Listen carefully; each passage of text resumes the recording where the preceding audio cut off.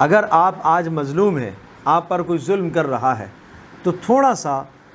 اپنی زندگی کا جائزہ لیں، کہیں مکافات عمل تو نہیں ہے، کہیں ایسا تو نہیں ہے کہ آپ نے کسی کے ساتھ ظلم کیا ہو اور اس کا ظلم کا نتیجہ آج آپ کو دیا جا رہا ہو۔ ایک زمانہ تھا، یعنی آپ ظالم تھے اور کوئی اور مظلوم تھا، اس مظلوم کی آہ لگی ہے اور اللہ پاک نے کوئی ظالم آپ پر مسلط کر دیا ہے اور آج آپ مظلوم بن گئے۔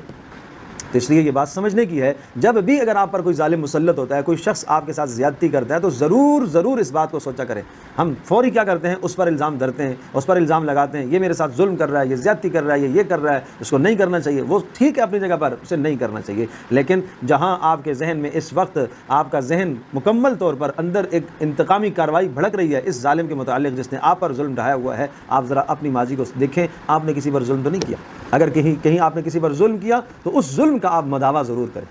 اس ظلم کا آپ مداوع ضرور کریں، تاکہ اللہ پاک آپ کو اس ظالم سے نجات دے۔